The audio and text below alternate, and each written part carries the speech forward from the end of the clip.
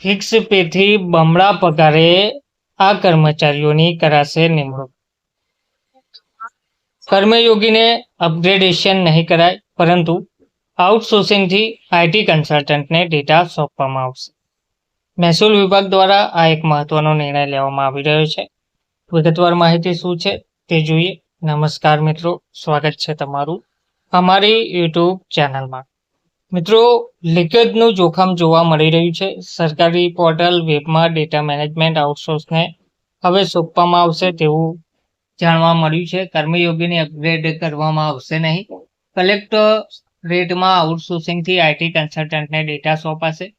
Fix પગારથી એટલે કે fix pay જે ચૂકવવામાં આવે છે તેનાથી પણ બમણા પગારે કન્સલ્ટન્ટનું આઉટસોર્સિંગ કરવા મહેસૂલ વિભાગનો નિર્ણય કરવામાં આવી રહ્યો છે।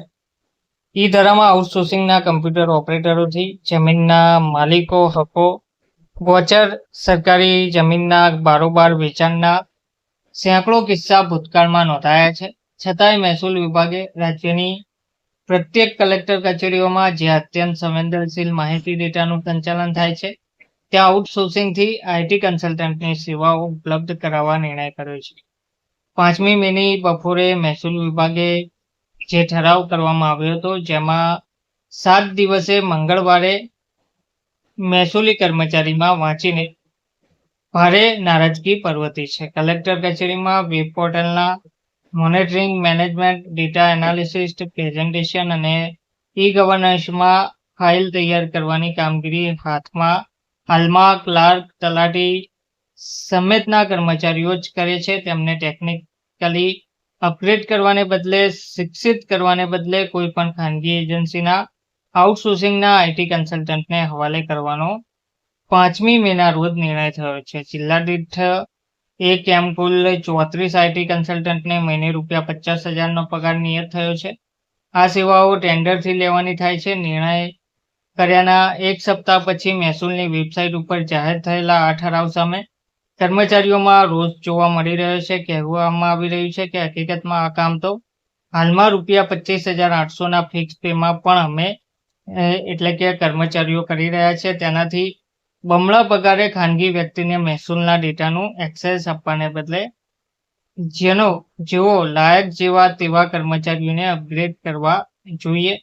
ભૂતકાળમાં આઉટસોર્સિંગના કમ્પ્યુટર ઓપરેટરો જ સૌથી વધુ ભ્રષ્ટાચાર અને ગેરરીતિઓમાં પકડાય છે। આથી કલેક્ટરની કચેરીઓમાં ડેટા સંલગ્ન સેવાઓ આઉટસોર્સિંગથી લેવી જોઈએ નહીં તેવું જણાવવામાં આવી રહ્યું છે। 6-7 મહિનાના પગાર ખર્ચમાં 34 કર્મીને ટ્રેન કરી શકાય છે। ભાડુતી આઈટી કન્સલ્ટન્ટ્સનો જોબ ચાર્ટની વાત કરીએ તો કલેક્ટર સરકારની વેબ પોર્ટલ્સનું નિરંતર મોનિટરિંગ કરવાનું હોય છે। દરરોજ રિપોર્ટ જનરેટ કરી ડેટા એનાલિસિસ ડેટાનું મેનેજમેન્ટ કરવાનું હોય છે।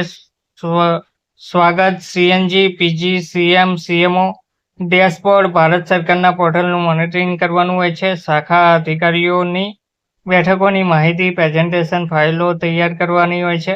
પોર્ટલ વેબની માહિતી, પ્રોજેક્ટની માહિતી રોજે રોજ કલેક્ટરને બ્રીફ કરવાની હોય છે અને કલેક્ટર સોંપે તેવી તમામ ટેકનિકલ અને અન્ય કામગીરી કન્સલ્ટન્ટ કરશે તેવું આમાં જણાવવામાં આવ્યું છે। તો ટૂંકમાં હવે કર્મયોગીને અપગ્રેડ કરવાને બદલે કલેક્ટરેટમાં આઉટસોર્સિંગથી આઈટી કન્સલ્ટન્ટને ડેટા સોંપવામાં આવશે અને ફિક્સ પેથી પણ બમણા પગારે 34 કન્સલ્ટન્ટનું આઉટસોર્સિંગ કરવા મહેસૂલ વિભાગ દ્વારા નિર્ણય પણ કરવામાં આવી રહ્યો છે। ધન્યવાદ।